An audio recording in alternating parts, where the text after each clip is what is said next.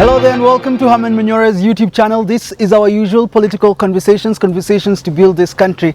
Even as we progress with President William Ruto's administration, I'm here with Herman Manyora. How are you doing? Good. Conversation for today, people are confused. Is Kenya in debt or not? When you listen to Busia, Senator Okiya Omtata, you listen to Jimmy Wanjigi, they're saying... I listen to Jimmy Wanjigi, he's making a lot of sense. Are we in debt? Because Okiya Omtata says we have actually paid all our debt.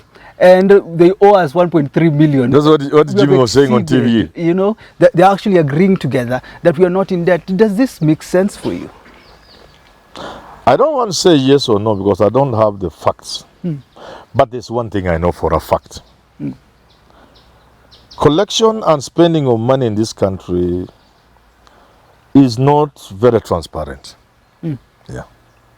That I know. Collection and spending? Yeah. It's not transparent. Nobody can tell us for a fact and clearly, transparently, how much debt we owe. What we have done with that debt. The guys in power today kept disputing the 9 trillion figure, 8 trillion figure. Including Kanini Nyoro. On TV, I've been with these guys on TV. They keep saying the debt was 12 trillion. Yeah. Now they are quiet. They are saying it is 8.4 or something. Some of them were just guarantees, of course, to parastatals and so on and so forth. Yes. Nobody in this country can have I was on TV with some guys and asked them, why have you agreed to increase the debt ceiling? Oh, we were convinced we needed to retire certain commercial debts, so we needed to have more money to retire the commercial debts that we got at very high interest, so that blah, blah, blah. But I asked them one question on TV. MPs, ask them, did somebody take his finger and direct you at the figure of the money we owe? They were tongue-tied. None of them could answer. Nobody so far can tell you as a Kenyan, hii pesa tulikopa kwa China, na hii tukakopa hapa, na hii tukakopa hapa, na tukaweka kwa mradi huu. Nobody can, first of all, clearly state how much we got. And even when they can say how much, they cannot pay it with what it did. I remember the debate on the Eurobond, the first Eurobond. The question of, did the money actually come into the country? That was the question. Yeah. You remember that? Yeah. You are young, but you remember. I remember it. Did the 200 billion or so actually come into the country? That question has not been answered. That's okay. Because the only way you can answer that question effectively and silence all the critics is to say we got 200 billion from Eurobond. We have allocated that money to that project, 40 billion, to that development project, 10 billion, to this other one, 70 billion. The balance we have here, it is in the books. We are still trying to allocate it. They couldn't say that. The answer they were seeming to give, which is crazy, is that it amounted to saying, the money we took 200 billion, we threw in a basket where other money is. So you can't tell us to pinpoint at what he has done. Imeanguka kwa basket. Mahali pesa ingine yote inaanguka. You see this? Yeah. There's money there. Yeah. But the problem with that kind of argument, which is a very stupid argument, that from this pot, we also buy toilet paper for offices. We also buy flowers. We also pay traveling allowance. We also pay salaries. You cannot borrow money as a country to buy toilet paper for offices. You cannot borrow money to buy flowers for offices. You cannot borrow money to take people to Mombasa in seminars. So I agree with Okiya Omtata to some extent and Jimmy Wanjigi to the extent that you cannot be clear. You see, Okiya Omtata goes on and says that money has been leaving the exchequer, leaving the treasury to be paid, but it is now inherited by other people. What is the possibility of that happening, that treasury is paying debt but not credited to where we got our loans from? What is the possibility of It's that? possible. There was a clear example of a Kibaki loan of 1974, a fertilizer thing, Ren something, Ken Ren or whatever it was called. And there's also another similar thing with the Hilal meat something. And there was another one. There have been clear examples No. of debts we took, paying, and yet the books are showing. So you're saying there are clear examples that Yeah. this is actually possible? Yeah, it's possible. Eh? We have examples. How did Anglo leasing come about? Why did we pay Anglo leasing? The president convinced us that yes, this money we are not supposed to pay. For this and this other reason, it's clear we owe this money we are not supposed to pay. Certainly as a country. But there are consequences for that. So the president, Uhuru Kenyatta, then convinced us that if we don't pay this money, we will be blacklisted. We will get into problems with the donors and international market. International markets. So that's the only reason why we paid, not because we are supposed to have paid. So to that extent and for that reason, Omtata and Jimmy Wanjigi could be having a very serious point. So even if Jimmy Wanjigi says we should not pay this debt, Yes. there needs to be audit, we'll still be found in a situation where we'll still have to pay because of the international The consequences. market. The consequences. The consequences. I was giving a talk somewhere, and I said this.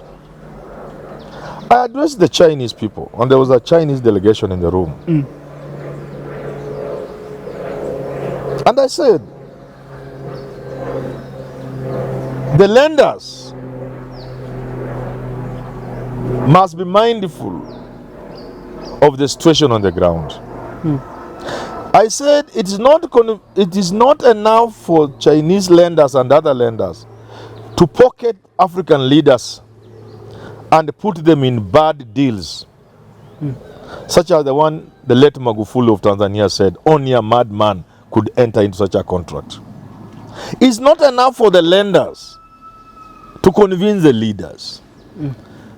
They will soon come face to face with the African people. You can cut deals and have very bad loan and terms with the leaders, ministers, and what have you. But the people of Kenya will one day, you will have to face them one day when they tell you can't pay, won't pay. And it's already happening. There are countries now. We have a series of examples across the world of countries that have been unable to pay. The latest being, I think, Ghana. Yeah. Yeah. So the people Can't pay, won't pay as a situation, which is maybe a little manageable, but can't pay, won't pay, coming from the people, is an ugly situation over which you as a lender will have to accept that pesa yako imeenda na maji. Do you think people will take Jimmy Wanjigi seriously, and what is the future if these talks continue from Jimmy Wanjigi to Okiya Omtata about, look, I jokingly told Jimmy Wanjigi after the show, you should brief your security. Yeah, I mean, I didn't mean, but it is serious that he's opening a box that nobody has ever opened. People are beginning to question things they will never have questioned. The truth in this country, and I think many other countries, is you cannot clearly show me the monies you have collected. And worse still, you cannot show me what the money has done. Every year we budget, we put money on roads, we put billions in infrastructure, but sometimes, even before the tendering process is over for those projects, the year has ended. We never even get to know where the money goes. I'm talking like a layman. Maybe you can say you are carrying over, and if you are carrying over, why will you allocate another 200 billion? You see what I'm saying? Yes. So there is, and see, if you look at how counties spend their money, including the unspent amounts, and how they are given a leeway which the national government doesn't have. If counties have not spent money, they reappropriate it. Yeah. They are allowed to. The national government doesn't work that way. So the question is, some of this money that are allocated for projects, and the projects never take off. And then the following year we are allocating similar amounts, if not more. There are so many unanswered questions that we as laymen, we may not understand, but we are beginning to see, at least we are beginning to question. Jimmy's figures may not as figures be correct per se, but they open a window that has never been opened before. The questions need to be asked. Yes, there are questions. And that to me is very important. Then because it's the legislatures that are supposed to oversee all these things. Which legislature? Does this mean they have been sleeping throughout, or what is happening? Because for Jimmy says, look, we're even allocating money to pay debt, but we're not seeing the debt going down. Yes. What is happening? In a backyard, it has been allocated. What does this mean? Does this mean the legislature is... Do you have a legislature? No. I have said this, and one day it will come to pass.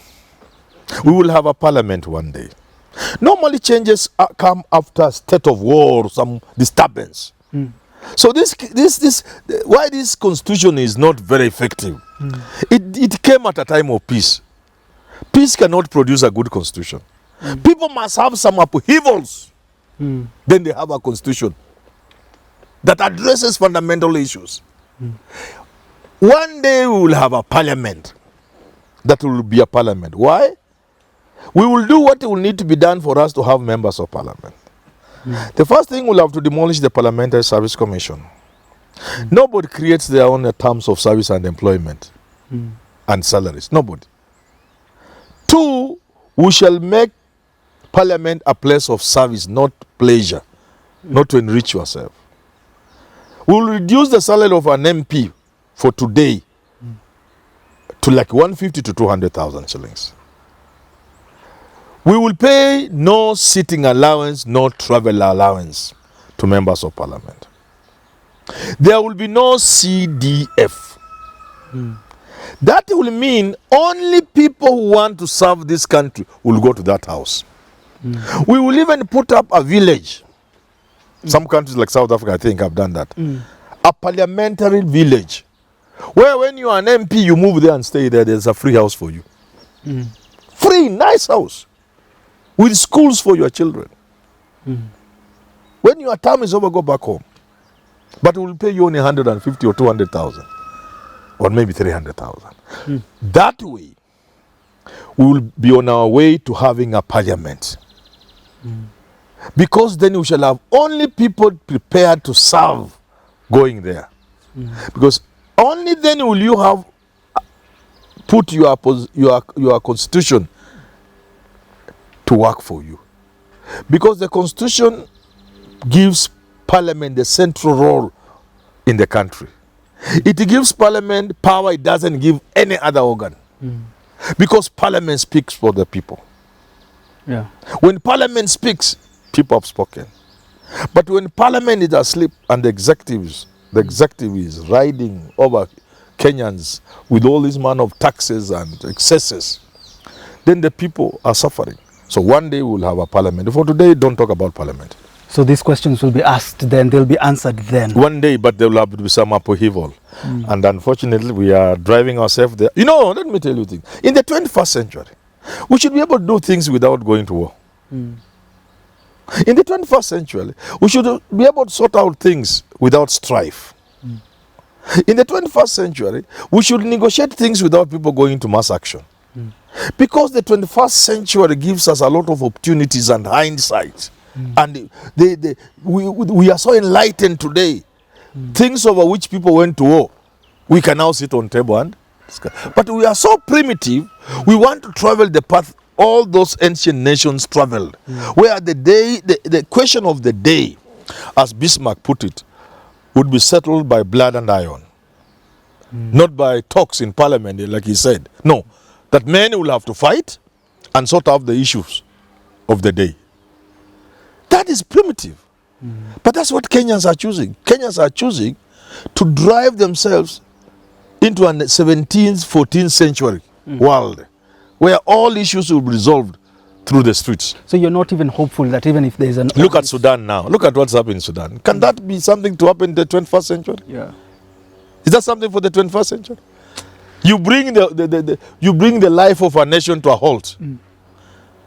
You are content that children should stop going to school. That people should turn themselves into animals. That's not for the 21st century. And that is what this country is doing. The leadership of this country is moving us in the direction of the 14th century Europe, where everything was sorted out physically. Maandamano. Primitive. Big question for today. Are we in debt or not? That is the question. Are we or are we not? Do talk again. Leave a comment down below. Have yourself a lovely rest of your day.